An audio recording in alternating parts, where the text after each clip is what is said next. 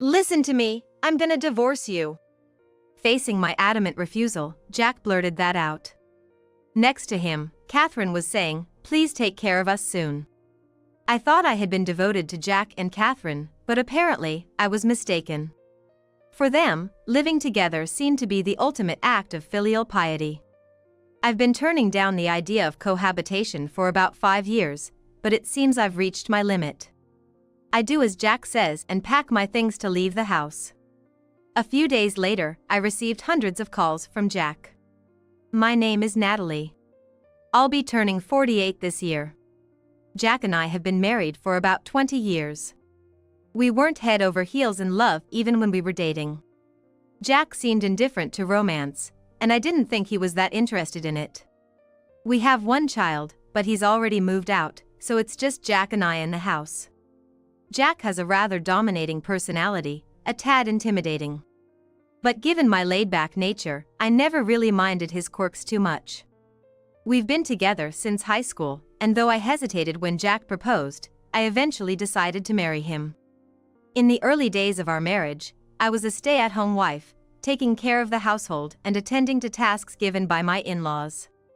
After some time, our child was born, and the enthusiastic grandparents would often visit our place. Initially, I was told that living with in-laws was off the table. I wouldn't want to live with my parents always around. It'd be stifling. We're never gonna live with them. I believed those words and decided to marry Jack. However, as our child grew older, out of the blue, Jack proposed living with his parents. Sure, our child became more independent, and in a few years, he'd be off to college. But I was against the idea of living with my in-laws, and I made it clear every time the subject came up. We had several discussions about cohabitating, and I rejected them all. Every time, Jack would become grumpy. Maybe he thought I'd eventually agree? There were mainly 2 reasons why I didn't want to live together. Firstly, I didn't get along with my mother-in-law, Catherine. Shortly after our marriage, I was often summoned to my in-laws' place. Since I wasn't working at that time, I'd always rush over if they needed any assistance. But even when I hurried, Catherine would complain, "You're late. How long do you think I've been waiting? The TV isn't working, please check it." And it wouldn't even be urgent matters. At first, it felt like minor nuisances, but over time her actions escalated. During a family gathering, everyone was served lunch except for me. They had ordered sushi for the day, and there wasn't any for me. So, I had no choice but to eat alone at a nearby diner. As Catherine's blatant acts of hostility increased, I tried discussing it with Jack once. "I think your mom has been giving me a hard time." I was hesitant to talk about it, but can you maybe speak to her? I tried to approach it gently, but Jack took it as criticism. Feeling that I had insulted his mother, he got furious and gave me the cold shoulder for a while.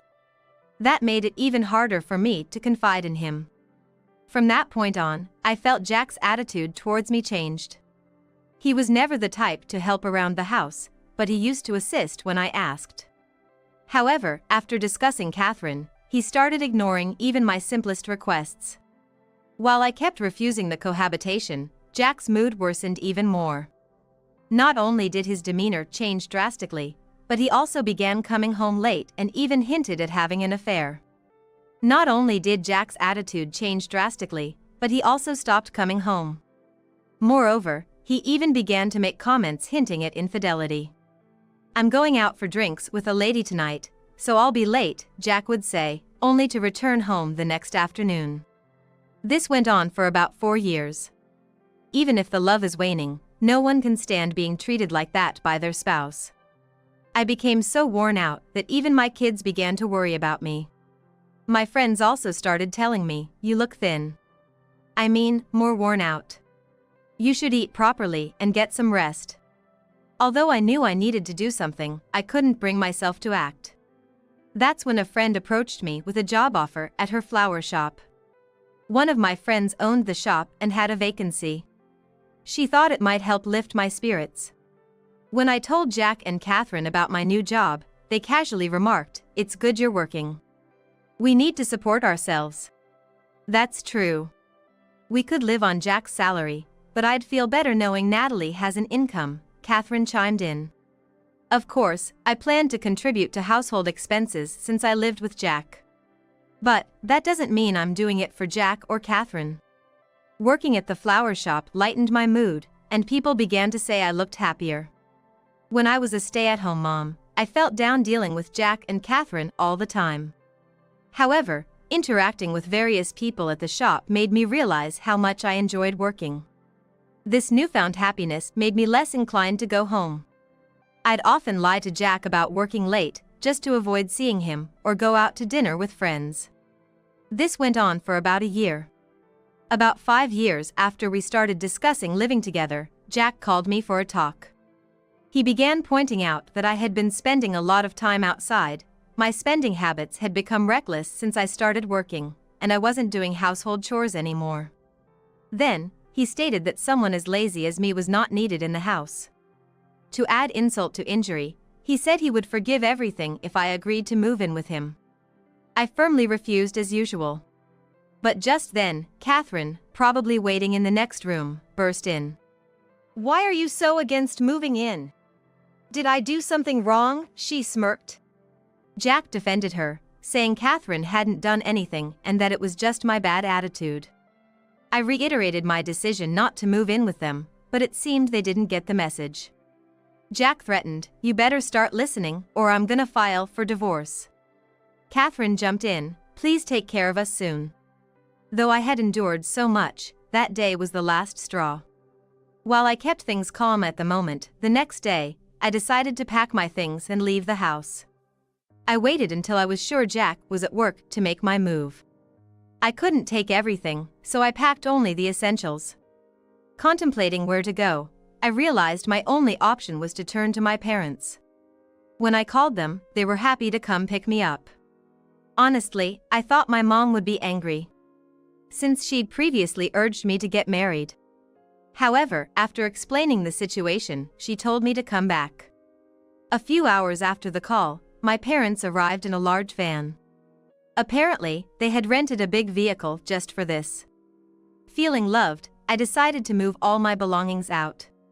That night, I received a call from Jack, who probably had finished work. "Hey, I noticed your stuff is gone from the house. You're not actually thinking of getting a divorce, are you?" he said. I let him know that's exactly what I was planning. I pointed out that the business card of a divorce attorney was on the table and told him from now on to communicate through the lawyer. Jack was livid. "Where are you now? Come back. I'll teach you a lesson," he started shouting threats. I've never experienced physical violence from Jack before, but this time, it might be best not to talk to him directly. Caught off guard by the mention of a lawyer, Jack hesitated for a moment but soon started throwing insults again. I could hear Catherine in the background, yelling, "Forget about her. I'll find someone even better for you. If you get divorced now, you can choose from a bunch of girls." Catherine probably doesn't know what's gonna happen to Jack next. However, if she agrees to a divorce in any form, it's convenient for me. Jack started listening to Catherine's words, and seemed to be leaning towards the idea of a divorce. And then, he said, "You sure you want to divorce me? You ain't gonna find another good man like me anytime soon," and hung up the phone. After that, there was no contact from Jack or Catherine, and I enjoyed a moment of peace at my parents' house. The flower shop where I work is managed by a friend, and thanks to their consideration, I was allowed to take some time off. At my parents' house, I enjoyed my mom's home-cooked meals and had a drink in the evening with my dad, forgetting the bad stuff. However, I guess Jack got a call from the lawyer because he started calling me angrily again.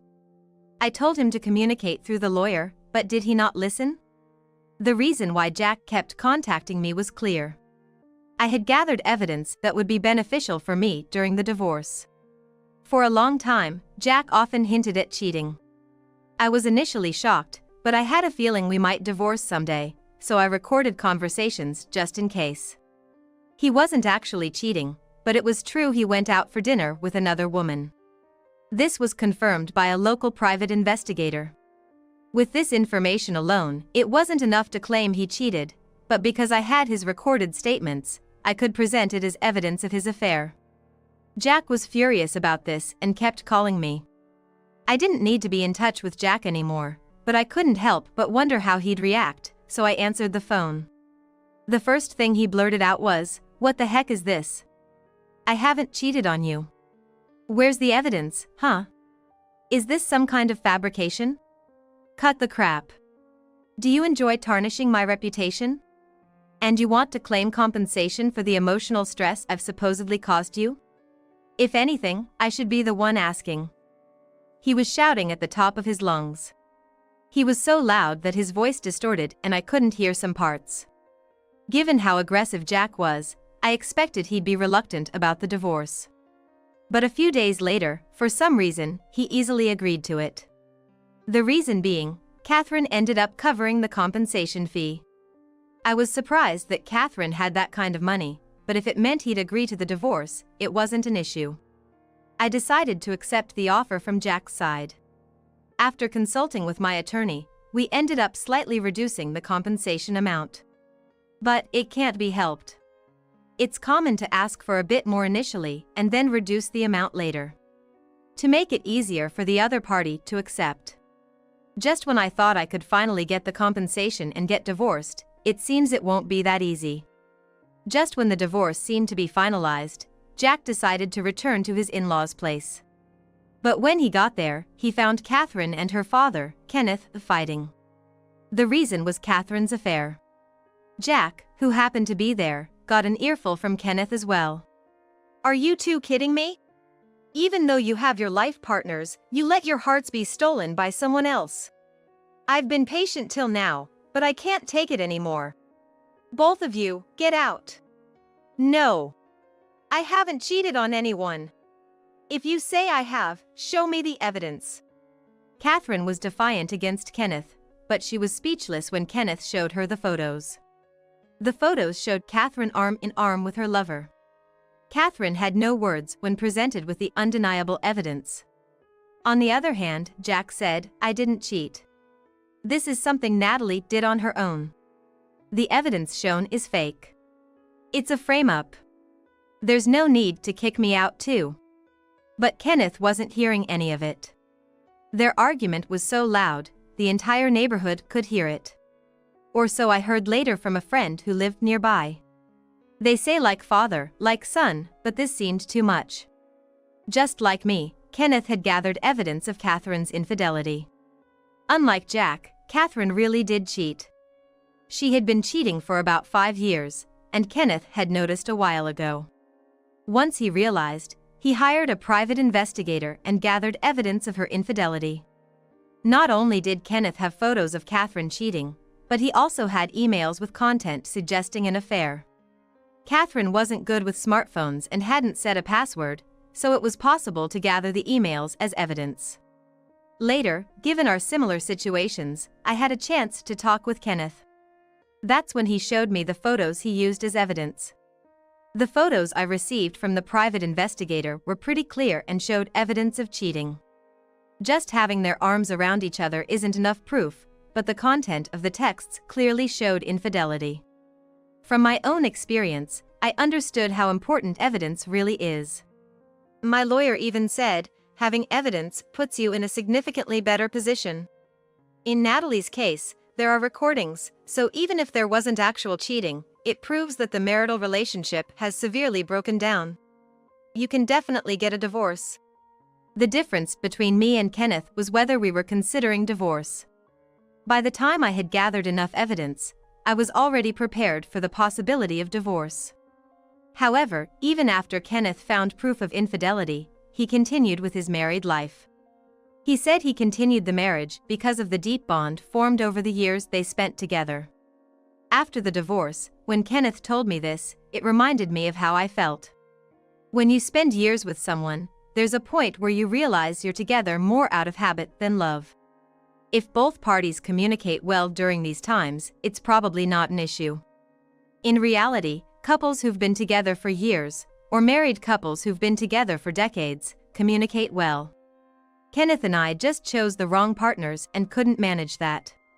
Jack had a hard time with Shuji and Catherine, but in the end, the two were thrown out of their home. Having nowhere to go, they reluctantly ended up in a monthly apartment.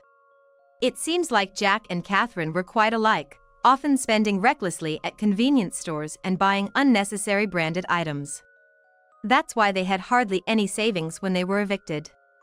The reason I knew about their lack of savings is because they begged me to lend them money for the monthly apartment's rent. I had already divorced Jack and hadn't received any alimony from him, so I didn't lend him any money.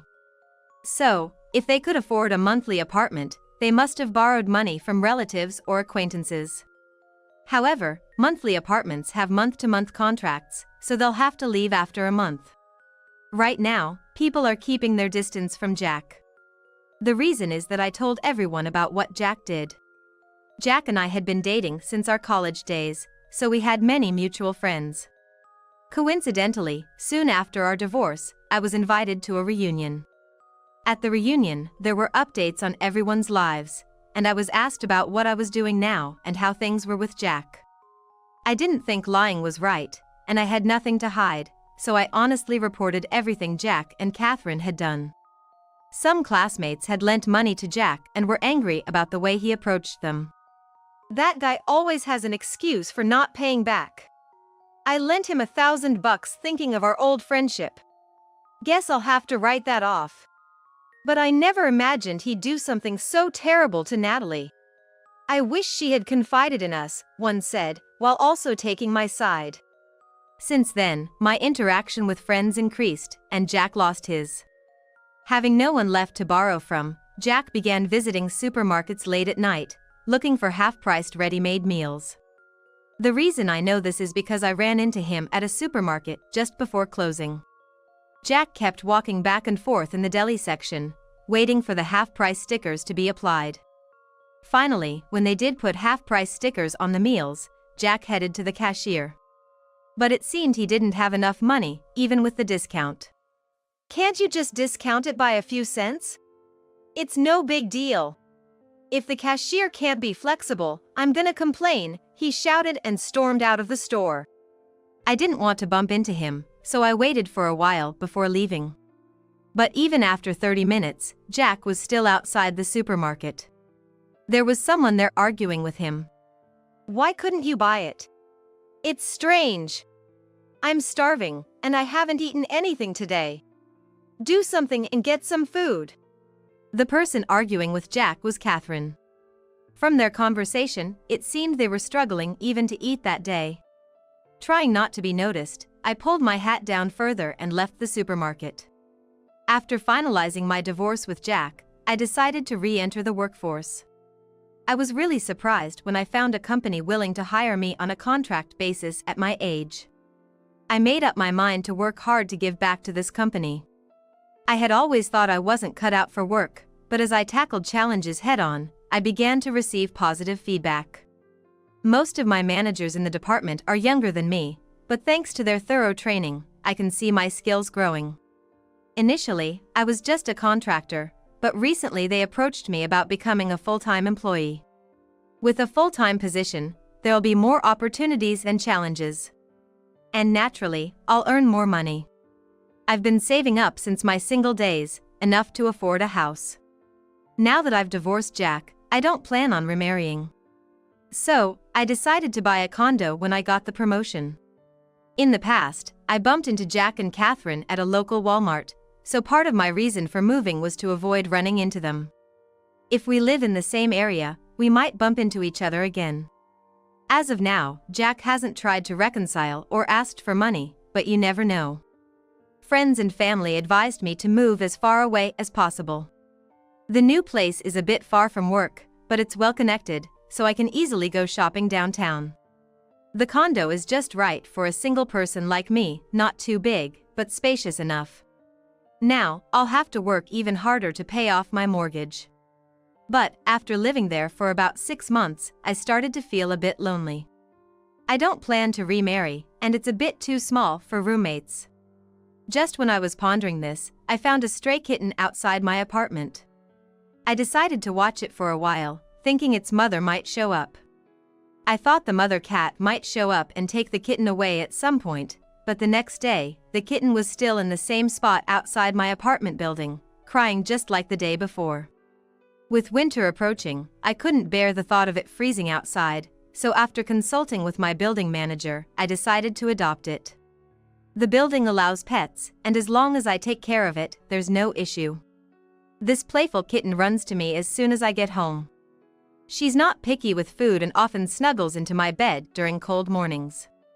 I wasn't particularly fond of cats before, but now I can't imagine life without her. I even show off her pictures at work, and I'm always talking about how she's the cutest. They say my child is the cutest, and I find myself oddly agreeing with that. I have a few friends who also have cats, so it's reassuring to know I can ask them for advice. These days, I look forward to coming home to my waiting cat.